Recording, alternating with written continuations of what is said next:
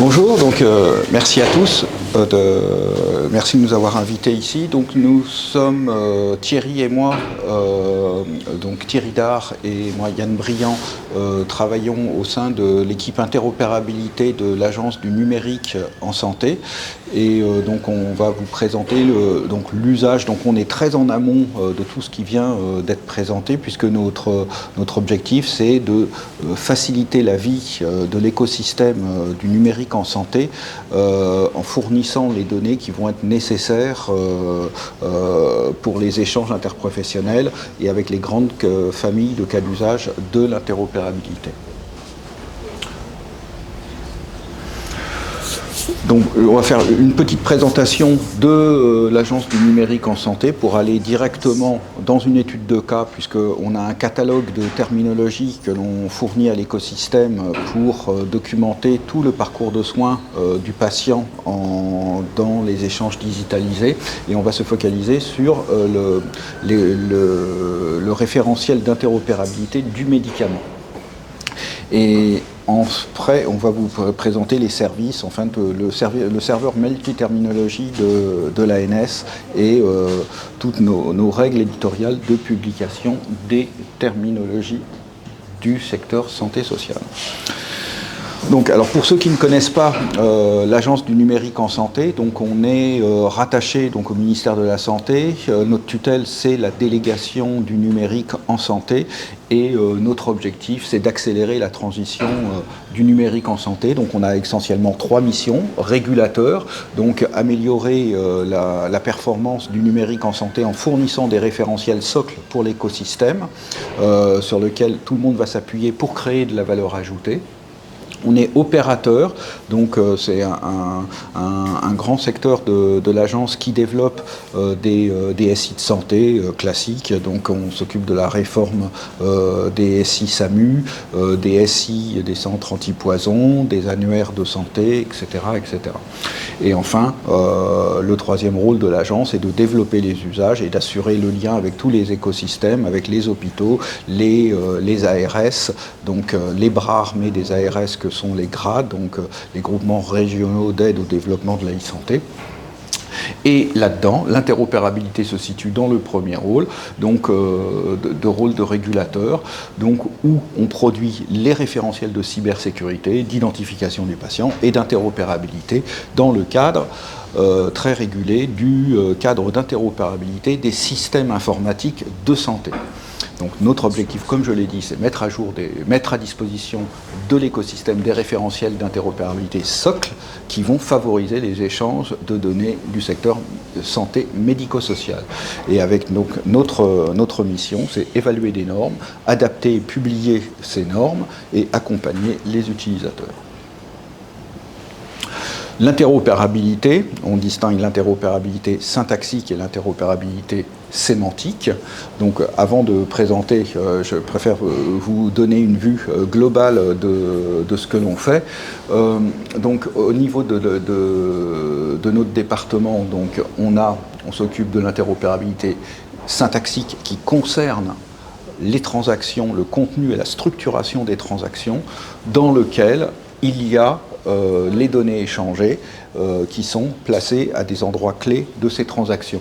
Donc là, on a l'exemple d'une transaction structurée qui contient à la fois, qui est sous une forme syntaxique et qui contient la sémantique, donc avec les couples code et code système pour que les échanges soient univoques. Ce qu'on vous présente ici, en réalité, c'est un standard qui est du domaine HL7, qu'on appelle le CDA, qui est en réalité une modélisation de l'ordonnance numérique qui est échangée au niveau européen. Et donc on voit très bien ici qu'on représente ici un médicament. Cette représentation de ce médicament nécessite un certain nombre de codes derrière, et c'est ça l'interopérabilité sémantique, et on met à disposition, c'est à la fois ces référentiels dits de format sur lesquels les industriels peuvent développer, on les accompagne à développer, on fait des projectatons pour les aider derrière, on les labellise aussi derrière pour permettre derrière que ça soit parfaitement interopérable, et on fournit ces référentiels de base qui permettent du coup derrière de compléter et de bien identifier. Alors ici c'est du médicament, mais ça peut être des analyses de biologie, ça peut être tout un tas de choses, ça peut être un diagnostic, ça peut être un symptôme, etc. etc. Voilà. Des dossiers de liaison hospitaliers, enfin tout. Énormément de toute la variété de documents qui sont demandés dans le cadre de mon espace santé et qui prend de plus en plus d'ampleur au fur et à mesure que l'on avance. Et donc on avance vers la bonne transition. Donc prenons l'exemple du RUIM pour les graphes, le référentiel unique d'interopérabilité du médicament. Pour, comme exemple de graphe que l'on développe chez nous, donc par rapport à un métamodèle d'ontologie, pour justement que les utilisateurs se retrouvent et n'aient pas à jongler avec je ne sais combien de formats d'ontologie. Là, je prends vous savez ce qu'est un médicament. Pour ceux qui ne le savent pas, donc de manière très haut niveau, donc un médicament est caractérisé par des identifiants qui sont, en fonction des cas d'usage, qui peuvent être divers. Il y a des identifiants réglementaires. Il y a des identifiants pour la distribution en ville, des identifiants pour la distribution à l'hôpital. Le médicament est composé d'un certain nombre de descripteurs, donc j'ai mis les principaux descripteurs qui sont les grains unitaires qui vont composer les médicaments et qu'on va retrouver à tous les niveaux des médicaments. Et enfin, il y a les abstractions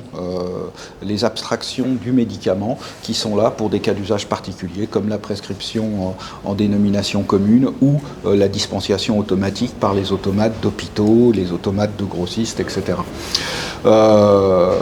Et donc, le médicament peut se normaliser, est parfaitement codifié et se normaliser par rapport à des standards internationaux, et notamment ceux de la NSM et ceux de l'Agence sanitaire européenne.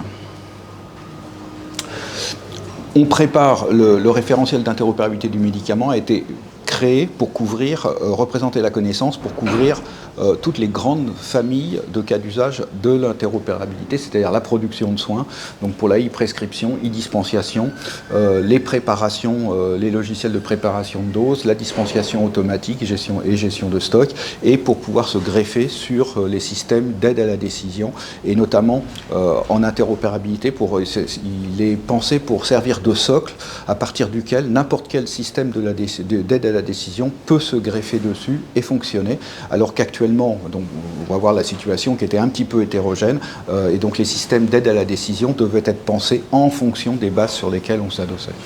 Donc c'est vraiment pensé pour faciliter la vie de nos utilisateurs. La coordination, donc transfert de données médicamenteuses, les échanges transfrontaliers, la conciliation médicamenteuse, le pilotage de systèmes de soins, donc, et c'est là-dessus qu'est né le concept de référentiel unique d'interopérabilité du médicament, je vais y revenir tout de suite derrière, le suivi des ruptures de stock, les alertes sanitaires, la vigilance, et qui facilite la communication entre les institutions et les différents opérateurs sur le terrain. La préparation des marchés publics, il ne faut pas l'oublier, et tout ce qui est remboursement, donc liaison avec la CNAM. Et pour l'exploitation des données, là c'est la gamme, donc là on ouvre tout le domaine des possibles avec un référentiel normalisé et avec une connaissance mise en graphe. Donc juste pourquoi on a produit et pourquoi notre agence a produit le RUIM alors qu'il y avait beaucoup d'opérateurs de bases de données sur le marché et jusqu'en 2020 on pensait que le marché était satisfait et qu'il n'y avait pas de besoin au niveau d'un référentiel d'interopérabilité. Eh bien, on a réalisé en 2020, avec la crise Covid, que le médicament est une donnée fondamentale qui est échangée à partager. On défonce une porte ouverte, mais c'est mieux de le dire. Qu'il y a eu un manque observé lors de la crise Covid lorsqu'il a fallu surveiller les médicaments en tension, notamment les curares, qu'on utilisait 20 minutes pendant une opération, et là tout d'un coup il fallait les utiliser sur pas mal de personnes pendant des jours et des jours.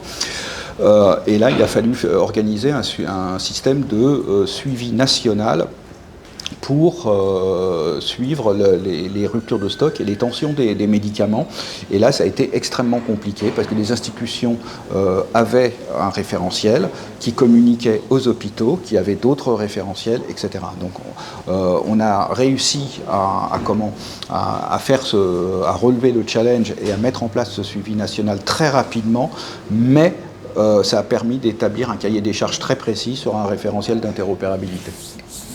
Et on a constaté qu'il y avait une absence de référentiel unique, et c'était vraiment demandé par les acteurs de la e-santé, et notamment, il manquait ce fameux référentiel de la prescription en dénomination commune qui est obligatoire en France depuis 2015, et comme on avait plusieurs référentiels, en fait, les logiciels, les éditeurs de bases de données fonctionnaient en fait avec leur propre ligne éditoriale sur la prescription en DC.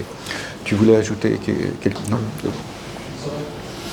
Donc, je ne rentrerai pas dans le détail du graphe. Je vais passer la parole à Thierry, juste pour rappel, pour que vous puissiez saisir les notions de base du médicament.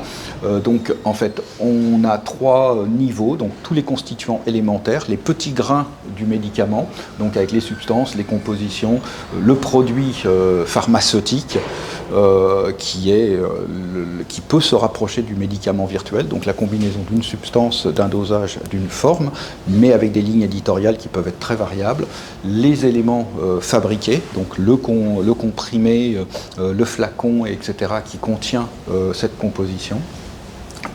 Le niveau d'abstraction, avec pour notamment le médicament prescrit en DC associé au médicament virtuel, et après tous les éléments dispensés. Donc l'objet réglementaire, la spécialité pharmaceutique et les objets physiques qu'on trouve en officine et en hôpital, et avec reliés à des événements réglementaires qui permettent de régler leur prise en charge, leur distribution, etc. et de catégoriser les médicaments très précisément.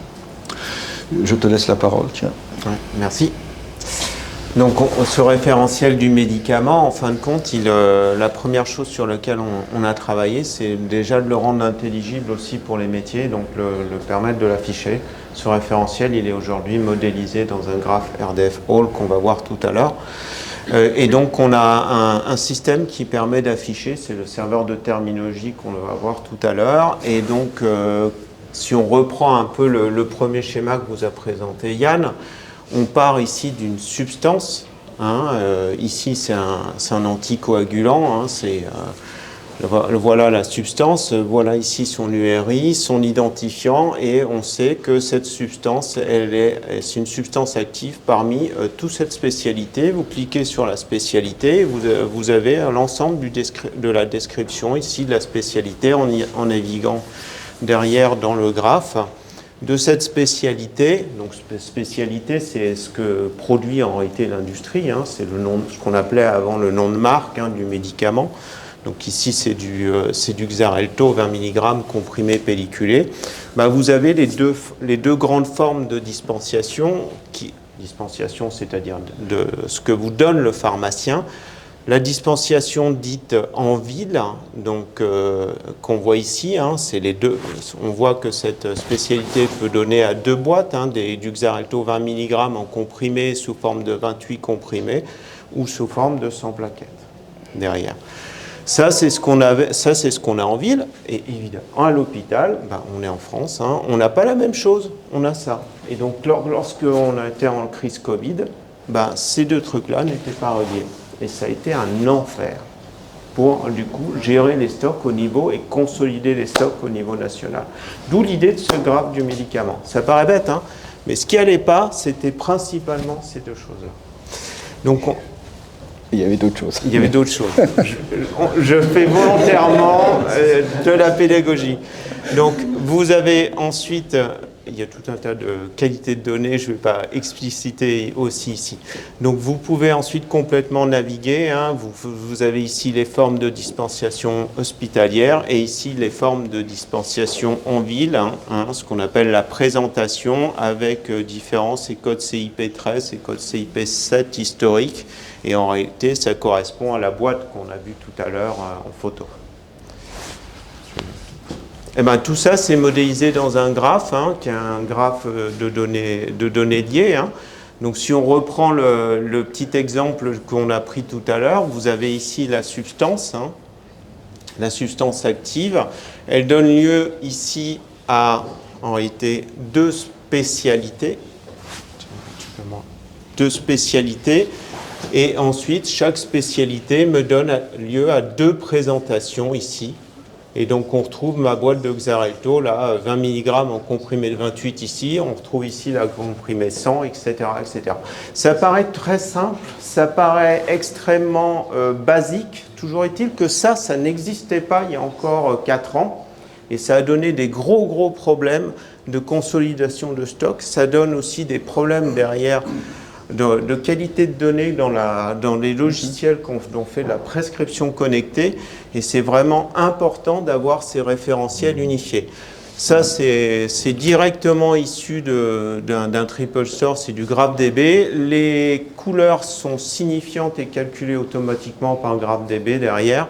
Et on voit que on a ici les substances qui sont en saumon, les spécialités, donc ce que fabrique l'industrie ici en bleu, et puis on a derrière les présentations ici qui sont en mauve. Ouais. Et donc on voit par exemple ce que sur... et puis il y en a d'autres, hein, ici, je ne les ai pas affichés, mais il y a beaucoup de spécialités affectées avec cette substance. Alors il y a tout un tas d'autres descripteurs, hein, de ces derrière qui sont rattachés. On va pas les voir ici, mais ces descripteurs sont importants derrière à différents stades du circuit du médicament. Juste, je voudrais compléter juste, ce graphe montre par exemple que sa traversée permet de distinguer sur un même composant très facilement un médicament qui est administrable à une personne âgée qui a du mal à la déglutition, sur une même composition, de pouvoir distinguer gélules et comprimés en faisant ce simple requêtage. Et c'est ce qui manquait lors de la crise Covid, où lors de la remontée, on avait les antibiotiques pédiatriques qui étaient mélangés avec les adultes, et avec un requêtage spécifique, il aurait été très facile de distinguer les différentes compositions, et c'est ce qui manquait. Et maintenant, on a d'autres applications pour tout ça. Si on essaye de prendre... Attends, laisse-moi juste... Si on essaye de prendre une vue métier pour faire plus simple, vous avez un médecin qui vous prescrit ça, en réalité, son substance, je fais un petit raccourci, exactement son médicament virtuel, mais il va vous prescrire ça. Le système va permettre ensuite aux pharmaciens de dire, en fin de compte, moi, pharmacien, je vais pouvoir dispenser du Xarelto, ou je peux dispenser derrière une autre spécialité. Et puis, si je choisis, pharmacien, de dispenser du Xarelto, je vois que j'ai deux types de boîtes, de la boîte de 28 ou de la boîte de 100. Voilà ce que ça permet de faire de façon unifiée. Alors tout ça c'est bien, mais encore faut-il le mettre à disposition de l'écosystème. Nous, on n'a pas pour objectif de construire des systèmes, de se mettre à la place de l'industrie, hein, ni l'industrie des logiciels, ni bien sûr l'industrie pharmaceutique, mais on a pour objectif de favoriser derrière la vie aussi de l'écosystème, et puis aussi bien sûr la sécurité des données, hein, la sécurité aussi de nos patients. Et donc on s'est dit, on va construire un outil informatique pour distribuer derrière ce référentiel. Et donc on distribue ça via un serveur de terminologie. Alors vous allez me dire pourquoi on a utilisé ce terme de serveur de terminologie, parce que c'est le terme qui est usité en interopérabilité. Mais ces terminologies sont modélisées selon un graphe unifié RDF ou WL. Et donc ce serveur de terminologie dont vous avez les adresses ici, il vous permet en réalité de standardiser la diffusion, de la centraliser. Il fournit un certain nombre d'API qui vont vous permettre derrière d'aller consommer ces terminologies. Donc ce serveur, vous allez trouver une partie web avec de la communication et de la formation. Ça permet aussi de visualiser et de requêter l'ensemble des terminologies, de chercher un concept sur l'écosystème des terminologies, distribuer aussi les terminologies par des API. Alors je vais faire un petit focus par la distribution de ces terminologies parce que l'objectif c'est vraiment que tout ça soit implémenté dans les logiciels et utile à tous. Vas-y. Donc la première chose, c'est la première recherche qu'on a, ce sont par des métadonnées. Donc c'est des métadonnées, on a pour la première chose que les industriels nous ont demandé, c'est moi j'intègre dans mon logiciel un certain nombre de terminologies, comment je sais que ma terminologie était à mettre à jour, comment je sais la version qui doit être mise à jour, comment je sais quelle est la date de mise à jour. Ça, en réalité, vous avez plusieurs façons de le faire, soit vous le faites purement par de l'affichage, soit vous vous abonnez à un flux RSS, soit derrière, vous avez une API derrière qui vous permet de requêter les métadonnées de chaque terminologie. Ces métadonnées sont sous forme derrière d'un graphe D4. Donc ça recommence, c'est encore du RDF All derrière. Et pourquoi on a choisi du D4, c'est que ça nous permet aussi de synchroniser plusieurs portails. On a pour objectif, par exemple, de publier aussi sur data.gouv, et data.gouv moissonne du D4 ces terminologies. Donc, première chose, c'est comment je peux assurer que ma terminologie est à jour. Je le sais en requêtant donc, cette API. Tu peux passer. Et ensuite, pour aller mettre à jour, je peux aller chercher l'ensemble des terminologies qui sont disponibles sur ce serveur. Je peux directement voir quelles sont les versions disponibles. On voit qu'ici, par exemple, on a une publication mensuelle actuellement de ce référentiel du médicament. On devrait passer à des publications plus fréquentes. Et puis, je peux aller télécharger automatiquement. Et ici, je l'ai injecté dans un Tribal Store. Je l'ai injecté dans GraphDB, tout simplement.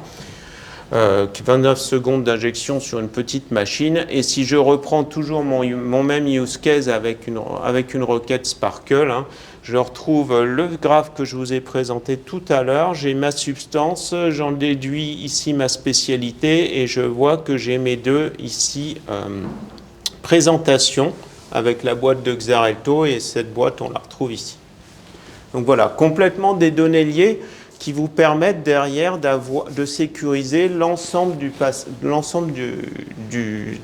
des cas d'usage du circuit du médicament. On peut y aller.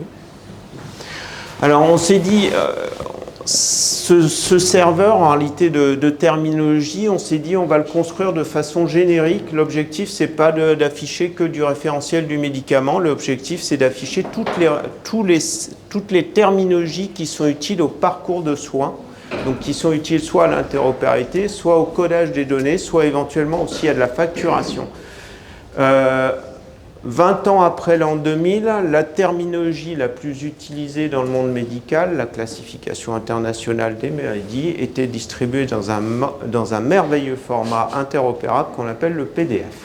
On s'est dit qu'il fallait quand même qu'on fasse quelque chose, et on s'est dit il faut quand même profitons de la révélation qu'a eu la crise Covid pour montrer un certain nombre de dysfonctionnements importants des systèmes de e-santé pour monter ce serveur, pour permettre de distribuer derrière ces terminologies dans des formats standardisés, RDF All. Je ne vais pas tout distinguer, mais schématiquement, on distribue des terminologies vraiment de base derrière, qui sont produites, pas forcément par nous. On a le COGE qui est produit par exemple par l'INSEE, donc le code des unités géographiques. On a un certain nombre de terminologies d'examen. Par exemple, on a des terminologies qui sont extrêmement utiles comme la LOINC pour toutes les analyses de biologie médicale. La LOINC va vous permettre de standardiser tout ce qui est mesure en santé dans les terminologies. Vous avez aussi de la génétique, par exemple, avec la GNC. Vous avez des terminologies qui sont utiles derrière dans le finesse aussi, par exemple, dans la base des établissements de santé. Puis on a un certain nombre de terminologies qui sont des terminologies de diagnostic, comme les classifications internationales des maladies, distribuées en PDF il y a encore à peine 4 ans. Pathos, etc., etc.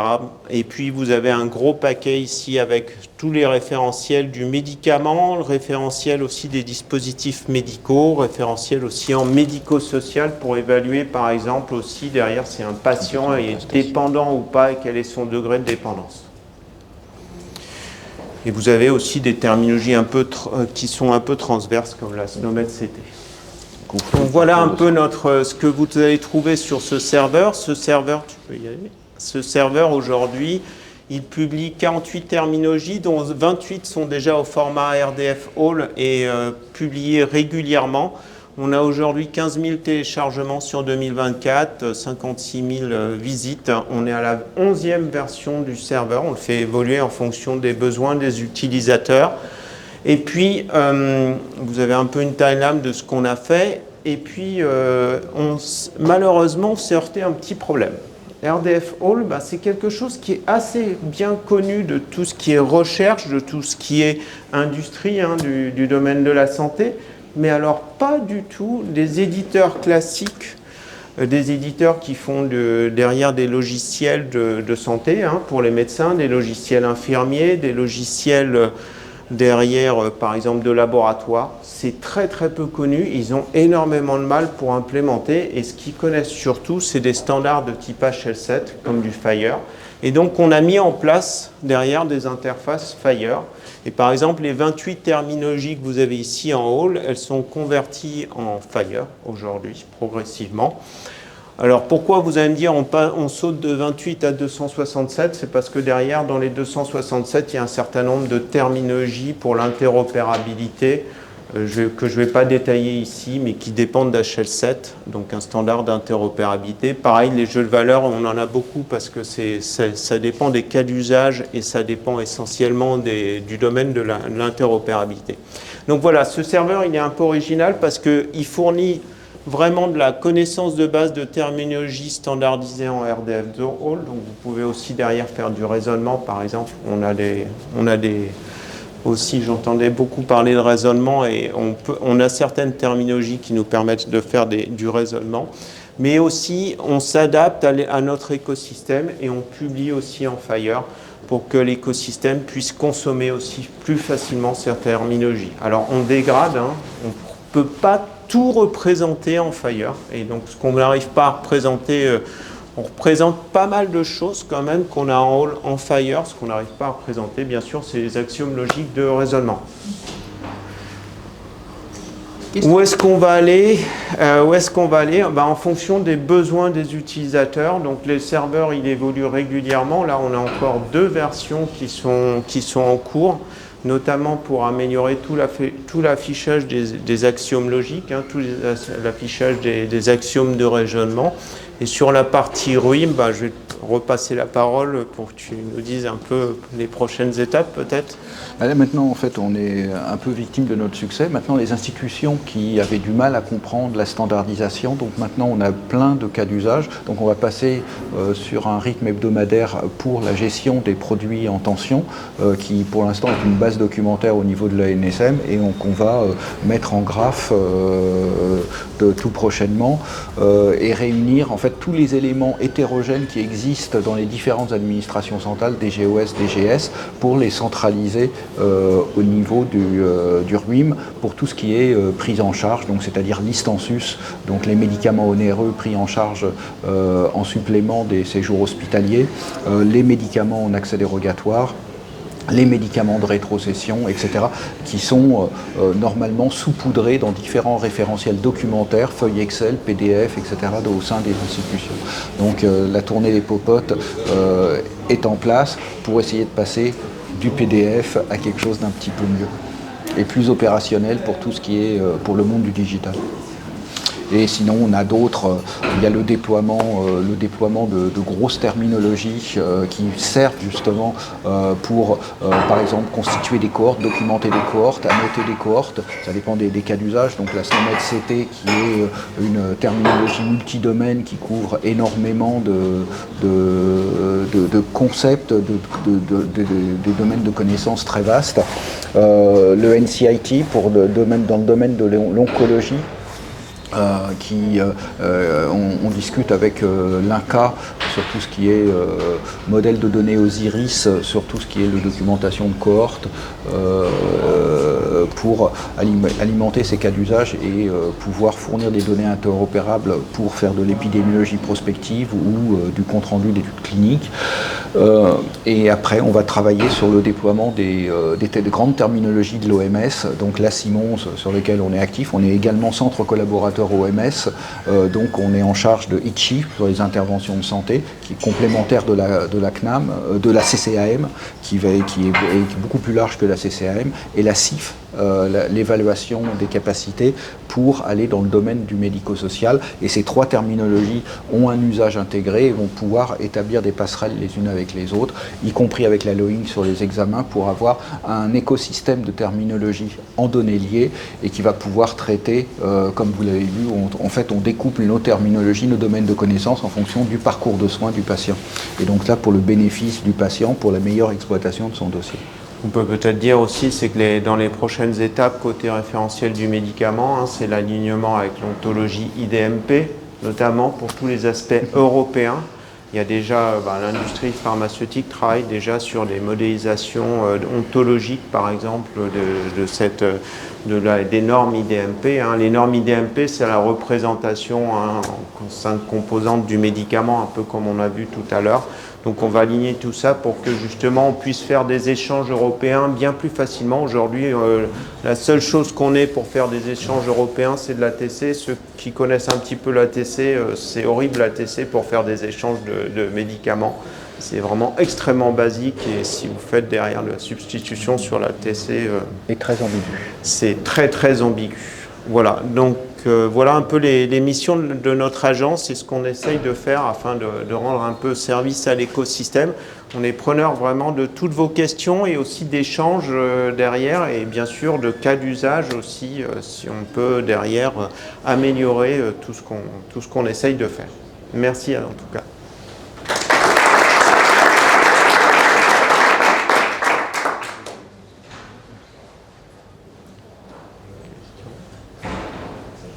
Oui. Question, pour une installation à graphe LB avec des triplés que vous avez, quelle volumétrie vous gérez Alors, j'ai plus la volumétrie, elle n'est pas énorme la volumétrie parce qu'on a sur l'ensemble de ces terminologies, j'ai plus la volumétrie en traite, c'est pas énorme aujourd'hui puisqu'en réalité ça correspond juste à des référentiels de terminologie.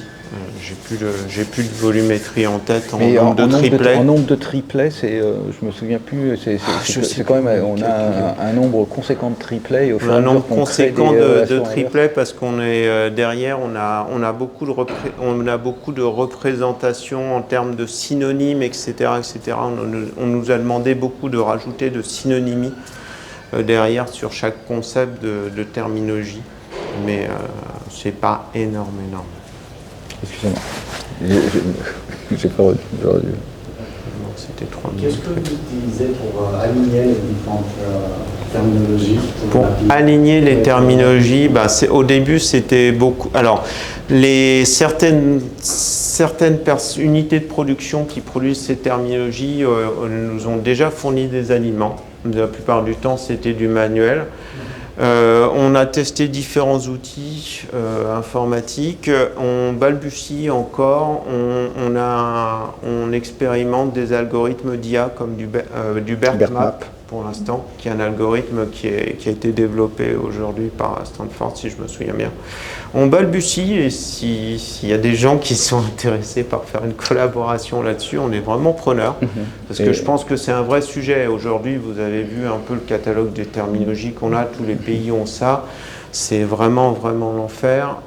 Aujourd'hui, si on veut faire, par exemple, On a des pays comme l'Australie, les États-Unis qui sont assez en avance en matière de terminologie, qui ont basculé beaucoup sur SNOMED-CT. Dès qu'on va beaucoup de standards derrière d'utilisation d'exploitation de données comme OMOP utilise beaucoup de SNOMED-CT. Donc dès qu'on a besoin en réalité de faire des essais multicentriques, en réalité l'industrie demande beaucoup de l'OMOP.